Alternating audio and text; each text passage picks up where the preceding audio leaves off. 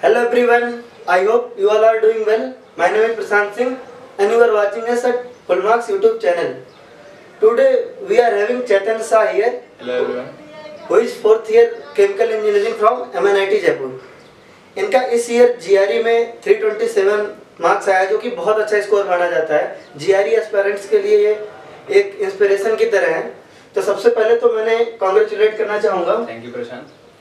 और इसके बाद मैं इनसे सबसे पहले पूछना चाहूँगा कि GRE की जो प्रिपरेशन होती है वो जो लोग भी फॉरेन में PhD करना चाहते हैं, हायर स्टडीज़ के लिए जाना चाहते हैं, MS करना चाहते हैं, उनके लिए किस तरह से इम्पोर्टेंट है?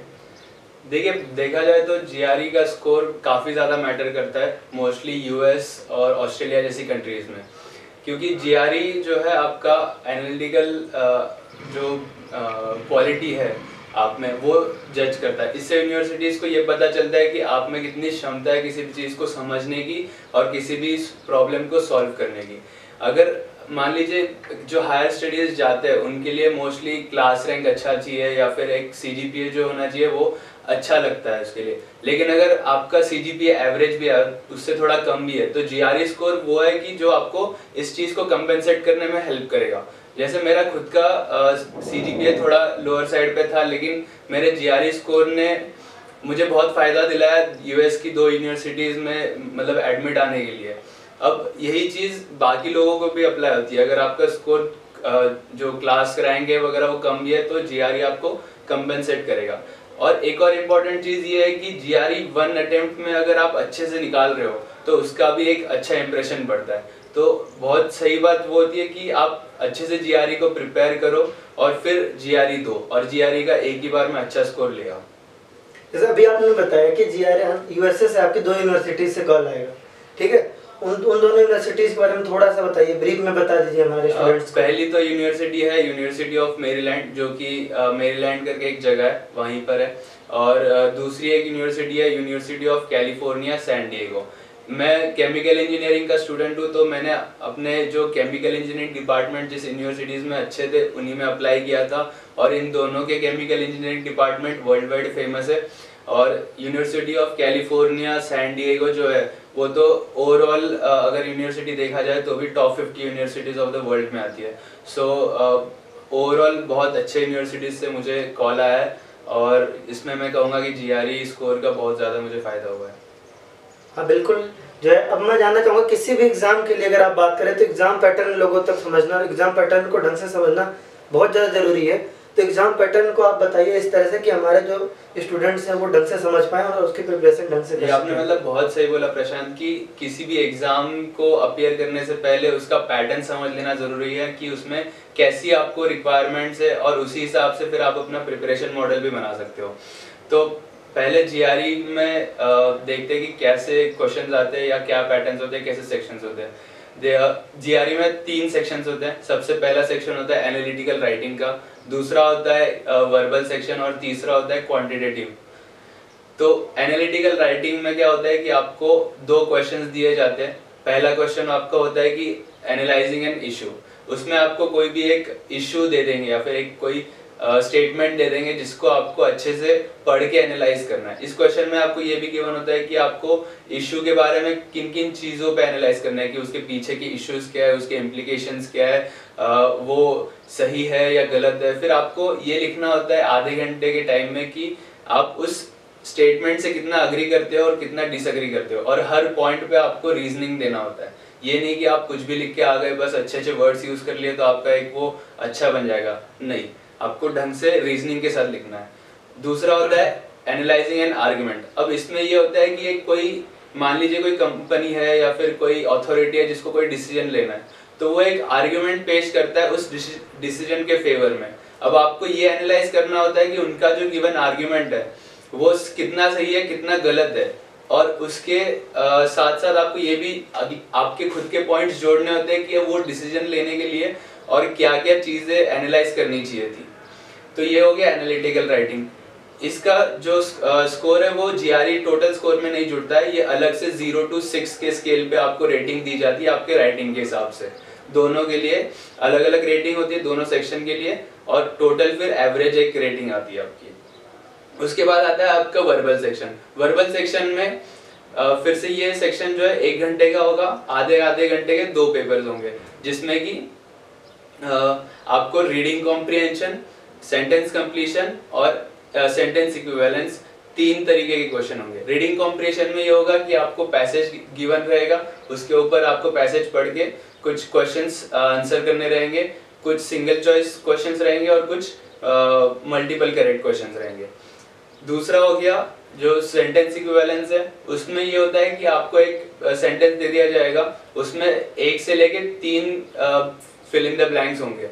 अब सेंटेंस इक्विवेलेंस और टेक्स्ट कंप्लीशन ये दोनों क्वेश्चन ही फिल इन द ब्लैंक्स वाले होते हैं, लेकिन सेंटेंस इक्विवेलेंस में एक ही ब्लैंक के लिए आपको 2 चॉइसेस सिलेक्ट करनी पड़ती है और टेक्स्ट कंप्लीशन में सिंगल चॉइस सिलेक्ट करना होता है। यही दोनों में डिफरेंस है। फिर तीसरा होता है क्वांटिटेटिव। क्वांटिटेटिव में तो कह सकते हो कि एक आपका ये मेंटल एबिलिटी वाला टेस्ट होता है, जिसमें एप्टीट्यूड ये सब पूछा जाता है और इसका सिलेबस भी बहुत इजी होता है। जैसे 8th-9th का आप मैथ समझ लीजिए और थोड़ा बहुत स्टैटिस्टिक्स एडेड होता है इसमें साथ साथ में लॉजिकल रीजनिंग और डेटा इंटरप्रिटेशन वगैरह के भी क्वेश्चंस आते हैं। ये काफ़ी इजी होता है वैसे। तो ये जो है 3 सेक्शंस होते हैं, तीनों 1-1 घंटे के हो गए। और उसके बाद एक जब आप रियल जीआरई एग्जाम दे रहे होते हो, एक एक्स्ट्रा सेक्शन आपको फेस करना पड़ता है, जो कि या तो वर्बल या तो क्वांटिटेटिव, कोई भी एक सरप्राइज सेक्शन आ जाता है। इससे आपको ये फायदा होता है कि जो आपका अगर मान लीजिए क्वांटिटेटिव का जो सरप्राइज सेक्शन आ गया वो क्वांटिटेटिव निकला, तो अगर आपने पहले क्वांटिटेटिव में गलती से कुछ मिस्टेक्स कर भी दी होगी तो वो कवर अप आप यहाँ पे कर सकते हो, आपका बेस्ट आउट ऑफ 2 स्कोर्स गिना जाएगा। ठीक है, जिस तरीके से इन्होंने एग्जामिनेशन पैटर्न बताया है, इस तरीके से मुझे नहीं लगता कहीं भी इंटरनेट सोर्सेज पे इतना अच्छे से बताया जाता है। तो स्टूडेंट आई होप आपके लिए बहुत ज़्यादा थैंकफुल होंगे। नेक्स्ट जो थिंग है 327 मार्क्स, इतनी बड़ी अचीवमेंट जो लोग पहले से प्रिपेयर करना चाहते हैं वो भी नहीं ला पाते हैं। चैतन्य सर ने सिर्फ 6 महीने, वो भी कोचिंग भी नहीं किया, और 6 महीने में इतना स्कोर किया है कॉन्फिडेंटली। तो हम जानना चाहेंगे क्या प्रिपरेशन स्ट्रेटजी रही है आपकी, किस तरीके से आपने प्रिपेयर किया? देखिए, प्रिपरेशन स्ट्रेटजी जो है वो आपने कभी भी ऐसे अप्रोच रखना है कि हर सेक्शन वाइज आपको टारगेट करना है आपका स्कोर इम्प्रूव करने का। जैसे जो वर्बल सेक्शन होता है उसके 170 मार्क्स होते हैं, जो क्वांटिटेटिव सेक्शन होता है उसके भी 170 मार्क्स होते हैं। तो जो वर्बल सेक्शन है, पहले वर्बल सेक्शन की बात करते हैं क्योंकि मोस्ट ऑफ द पीपल इसी में डिफिकल्टी फेस करते हैं। तो वर्बल सेक्शन में जैसे कि मैंने बताया कि 2 तरीके के क्वेश्चन होते हैं, एक fill in the blanks type question आते हैं और एक पैसेज बेस्ड क्वेश्चन आते हैं। तो पैसेज बेस्ड क्वेश्चन के लिए तो सबसे टफ बात ये है कि आपको पैसेज ढंग से समझ आना चाहिए। अगर आपको एक बार पैसेज ढंग से समझ आ जाता है तो आपको उसके ऊपर के क्वेश्चन आंसर करना बहुत ईजी हो जाता है। तो आपको पहले तो पैसेज को समझने की प्रैक्टिस करनी चाहिए। जैसे कि कैसे कि आप अगर मान लीजिए कोई साइंस स्टूडेंट्स है तो आप रिसर्च पेपर पढ़ के अपना अंडरस्टैंडिंग इम्प्रूव कर सकते हैं किसी भी चीज़ का। उसके बाद फिर आप एडिटोरियल्स पढ़ सकते हैं, पेपर्स के, नॉवेल्स पढ़ सकते हैं। इससे क्या होगा कि राइटर आपको क्या कहना चाह रहा है, किस तरीके से कहना चाह रहा है, या फिर कोई चीज़ वो किस तरीके से इम्प्लाई करना चाह रहा है, इसका आपको एक्सपीरियंस आता है और इसका आपको फायदा होता है। कभी भी राइटर, कोई अच्छा राइटर जो होता है वो साफ शब्दों में कोई भी चीज़ नहीं लिखता, उसको घुमा फिर आगे लिखता है, उसका एक छुपा हुआ अर्थ आपको निकालना पड़ता है। तो ये सब चीज़ें आपको प्रैक्टिस से समझ आएगी, इसलिए आप जितना ज़्यादा रीडिंग प्रैक्टिस रखोगे आपको उतना फ़ायदा होगा। इससे क्या, और एक चीज़ क्या होगी पढ़ने से कि आपका रीडिंग स्पीड भी बढ़ेगा। तो जो पैसेज अगर आप 2 मिनट में पढ़ रहे थे पहले, तो अगर वो आप 1 मिनट में पढ़ते हो तो आपको क्वेश्चंस के ऊपर 1 मिनट एक्स्ट्रा मिलता है। ठीक है, तो ये हो गया आपका रीडिंग कॉम्प्रिहेंशन। अब आते हैं हम लोग सेंटेंस इक्विवेलेंस और टेक्स्ट कंप्लीशन वाले क्वेश्चंस पे। जैसे कि मैंने बताया कि इसमें फिल इन द ब्लैंक्स होगा। अब ये जो ब्लैंक्स होते हैं ये मोस्टली ऐसे वर्ड्स होते हैं कि जो आपको नॉर्मली पता होता है कि यहाँ पर क्या आना चाहिए, या फिर आप एक नॉर्मल अगर बुक रीडर हो, जो आप मतलब मोस्टली इंडिया में इंग्लिश स्टडीज अभी हो गया है हर जगह, तो आपको वो वर्ड तो समझ आ जाएगा कि यहाँ पे क्या आना चाहिए। लेकिन अब आपको ये है कि जो ऑप्शंस है उसमें काफ़ी कॉम्प्लिकेटेड वर्ड्स दिखेंगे। ये कॉम्प्लिकेटेड वर्ड्स जो है वो सिमिलर मीनिंग वर्ड्स होते हैं, जो कि आप नॉर्मल वर्ड्स जो आपको पता होता है। तो इसके लिए आपको बहुत सारे वर्ड्स जो है ना वो पता होने चाहिए, जैसे आपको याद करने पड़ेंगे। कम से कम आपको 1100 to 1300 न्यू वर्ड्स आपको याद करने पड़ेंगे, जो कि आपने मान लीजिए कि कभी सुने भी नहीं होंगे।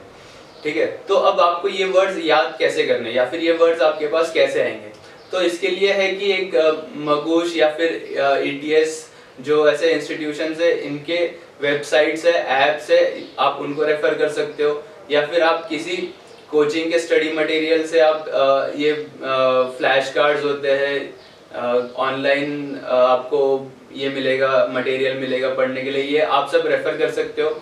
और इसमें एक मेन चीज क्या ध्यान रखनी है कि आपको दिन के सिर्फ 15 से 20 वर्ड्स याद करने हैं। अगर आप इससे ज्यादा याद करोगे तो आप पिछले वर्ड्स जो याद किए हुए हैं वो भूल जाओगे, और हर हफ्ते में आपने जितने भी टोटल वर्ड्स याद किए वो आपको रिवाइज करने ही करने हैं। अगर आप रिवीजन नहीं करोगे तो आप पक्का ही भूल जाओगे। उसके बाद अब वर्ड्स को याद कैसे करना है। वर्ड्स को याद ऐसे करना है कि सबसे पहले तो आप वर्ड देखो, उसका मीनिंग समझ लो। अब उसका जो मीनिंग समझने के बाद उससे एसोसिएटेड अपने माइंड में एक पिक्चर बना लो, ठीक है। जैसे कि मान लीजिए एक वर्ड है ईडन। ईडन का मीनिंग होता है हेवन। अब आप ईडन जो है आपने बहुत जगह सुना होगा, जैसे कि ईडन पार्क हो गया जो अपना क्रिकेट स्टेडियम है, तो हेवन आपने सुना हुआ है। तो आप जैसे एक वर्ड ईडन सुनते हो, उसको समझते हो, तो एक माइंड में बना लीजिए, कोई एक स्वर्ग का पिक्चर बना लीजिए अपने माइंड में, या फिर एक भगवान बना लीजिए जिनके सामने अप्सरा वगैरह नाच रहे हो, आप कुछ भी इमेजिन कर सकते हो। तो इससे क्या होता है कि जैसे ही आप कोई वर्ड सुनते हो तो आपको वो पिक्चर स्ट्राइक होता है, और वो पिक्चर से फिर आपको मीनिंग याद आ जाता है। आपको कभी भी ये नहीं याद करना कि मीनिंग क्या है और फिर उससे कोई मतलब उसके जो जितने भी कॉम्प्लिकेटेड वर्ड्स है वो याद आ जाने चाहिए आपको, ये रिक्वायरमेंट नहीं है जीआरई का। जीआरई का रिक्वायरमेंट क्या है कि जो आपके 5 ऑप्शंस है, 5 ऑप्शंस को आप देखोगे, आपको हर ऑप्शन का मीनिंग याद आ जाना चाहिए। तो आप फिर सूटेबल एक ऑप्शन या 2 ऑप्शन जो आपको सिलेक्ट करना है वो इजीली सिलेक्ट कर सकते हो, ठीक है। और फिर जब आपका रिवीजन चल रहा होता है तब क्या करना कि एक पेज पे मीनिंग्स लिखना, बीच वाली सेक्शन में 3 सेक्शन में पेज को बांट के बीच वाले सेक्शन में वर्ड्स लिखना, राइट वाले साइड उसके सिमिलर वर्ड्स और लेफ्ट वाले साइड उसके अपोजिट वर्ड्स। मैं अभी ये सिमिलर वर्ड्स और अपोजिट वर्ड्स क्यों बोल रहा हूँ, क्योंकि जो सेंटेंस इक्विवेलेंस वाले क्वेश्चन है उसमें क्या होता है कि एक ही ब्लैंक के लिए आपको 2 सूटेबल वर्ड्स बताने होते हैं। तो अगर एक वर्ड पता भी है कि क्या आएगा और सेकंड नहीं पता है तो फिर आप फंस जाओगे, आपके मतलब मार्क्स चले जाएंगे वहां पर।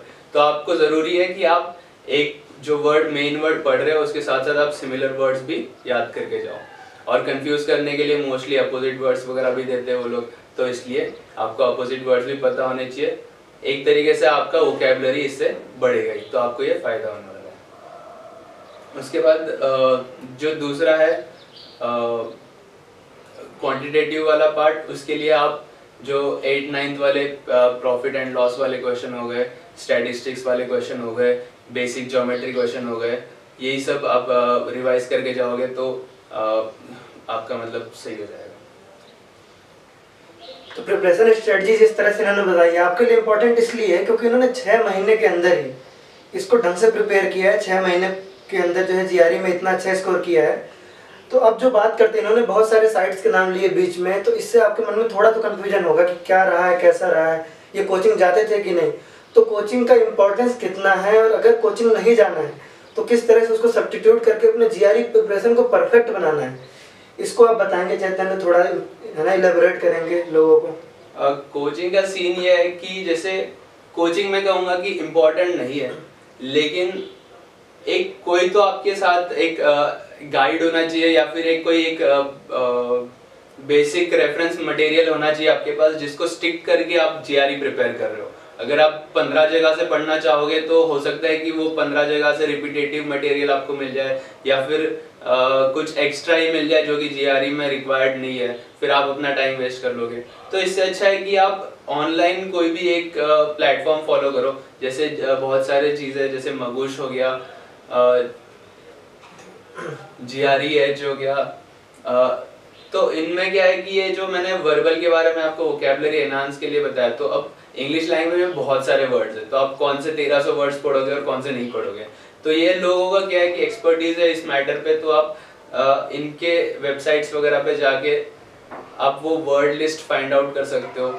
तो यही सब चीज़ें मोस्टली जो ऑनलाइन मटेरियल है उसी पे आप फोकस कीजिए। जो पर्सनल कोचिंग है, फिजिकल कोचिंग है, उसकी उतनी कोई रिक्वायरमेंट है। ठीक है, तो कोचिंग के बारे में इन्होंने ढंग से बताया। अब जो मेन इंपॉर्टेंट चीज़ होती है कि आपने प्रिपरेशन कैसे भी करी हो, बट एग्जाम में जब आप अपीयर होते हैं तो किस तरह की चीज़ें ध्यान रखती हैं, सेक्शंस वगैरह का क्या होता है, सारे एग्जाम में जो एक्सपर्ट्स होते हैं वो ये चीज़ बताते हैं। तो चूँकि उन्होंने बहुत अच्छा मार्क्स स्कोर किया है, तो मैं इनसे ही पूछना चाहता हूँ कि एग्जाम में अपीयर होने के लिए क्या टिप्स है लोगों को देना चाहेंगे, क्योंकि कुछ लोग अब तक इस स्टेज पे भी होंगे जिन्होंने शायद प्रिपरेशन कर ली होगी और एग्जाम्स के लिए जो है हेल्प सीख कर रहे होंगे, तो आप उस बारे में कुछ बताइए। एग्ज़ाम देने के लिए आपको मोस्टली जीआरई के जो ऐसे डिग्निफाइड सेंटर्स है वहीं पे बुलाया जाता है।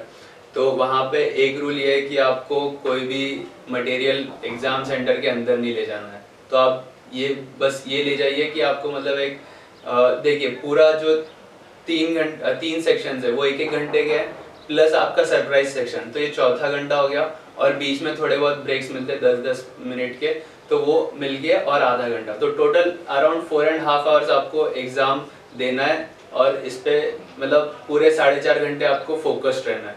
तो आपको ज़रूरी है कि आप थोड़ा बहुत बीच में एनर्जी बनाए रखें। इसके लिए आपको एक वाटर बॉटल ले जाना ज़रूरी है, थोड़ा बहुत बिस्किट्स वगैरह ले जाइए। इसके अलावा जो भी मटेरियल है बिल्कुल मत ले जाइए, आपको पेन वगैरह किसी भी चीज़ की ज़रूरत नहीं होती है, सब कुछ वो प्रोवाइड करते हैं। तो आप बस जितना कम मटेरियल है वो ले जाइए। दूसरी चीज़ ये है कि जब आप सेंटर के अंदर चले जाते हैं तो आपको ये अभी पता नहीं होता कि कौन सा सेक्शन पहले आने वाला है। एनालिटिकल राइटिंग सबसे पहले आता है, ये फिक्स है, लेकिन उसके बाद कौन सा सेक्शन पहले आएगा ये आपको नहीं पता होता है, ठीक है। तो इसके लिए क्या करना है आपको कि बहुत सारे टेस्ट देना है। टेस्ट देने से क्या होता है कि एक आपका माइंडसेट बन जाता है कि किस तरीके के क्वेश्चन आएंगे और कब मतलब आपको ये भी एक्सपीरियंस होना चाहिए। जैसे वर्बल सेक्शन में हो गया कि कोई बड़ा पैसेज है, आपके समझ नहीं आ रहा है, तो क्या उसको स्किप कर देना सही रहेगा, क्योंकि उसके ऊपर अभी अगर बड़ा पैसेज है तो ज़्यादा क्वेश्चन भी होंगे, ऑब्वियस सी बात है। तो अब कौन सा पैसेज आपको स्किप करना है, कौन से इसमें आपको नहीं थोड़ा स्टिक करके उसके ऊपर सोच के आपको वो पैसेज निकालना है, तो ये सब आपको एक्सपीरियंस से पता चलेगा। तो मैं सजेस्ट करूंगा कि जो एक आपका लास्ट मंथ होगा उसमें जितने ज़्यादा आप जीआरई के प्रैक्टिस टेस्ट दे पाओ उतने ज़्यादा दो, और मोस्टली काम माइंड से पेपर देना ज़्यादा सही रहेगा। क्योंकि मतलब ठीक है अभी आपने अपना जो प्रिपरेशन टाइम था उसमें आपने मेहनत कर ली है, तो अभी थोड़ा सा आप खुद पे बिलीव करके पेपर दीजिए, क्योंकि आप उतना कॉन्फिडेंट तो होने चाहिए कि आप पेपर सही से दे पाए, ठीक है। Thank you. तो जिस तरह की इन्होंने प्रिपरेशन स्ट्रेटजी बताई है, किस चीज़ को शुरू से ही कवर किया है, किस तरह से इंपॉर्टेंट है जीआरई आपके लिए, उसकी प्रिपरेशन के लिए टिप्स क्या होने चाहिए, इन्होंने किस तरह से प्रिपेयर किया, 6 महीने में किया तो कैसे किया, आपको ज़्यादा टाइम में करना है, कोचिंग का कितना इंपॉर्टेंस है और एग्जामिनेशन के लिए टिप्स। तो आई होप ये टिप्स आपको बहुत ज़्यादा काम आएगी, इतना डिटेल में इन्होंने समझाया है। और बहुत जल्दी वीडियो, जैसे बहुत सारे जीआरई देने के बाद भी आपको प्रॉब्लम आती है कि किस तरह से अप्लाई करना है, क्या कॉस्ट होती है उसकी, किस तरह की यूनिवर्सिटीज में अप्लाई करना है, इसके लिए भी हमारे साथ अवेलेबल रहेंगे और वो भी वीडियो हम जल्दी डालेंगे। लेकिन जो सबसे ज़रूरी चीज़ है, आपको इन्होंने इतनी हेल्प की, आपकी तरफ से भी और मैं अपनी तरफ से भी इन्हें कॉन्ग्रेचुलेट करना चाहूँगा एक बार फिर कि इन्होंने इतना अच्छा स्कोर किया और यूएसए की इतनी अच्छी यूनिवर्सिटी से इनका कॉल आया, जिसके लिए भी हम इनको कॉन्ग्रेचुलेट करना चाहेंगे और इनके भविष्य के लिए हम इनको बधाई देते हैं। Thank you.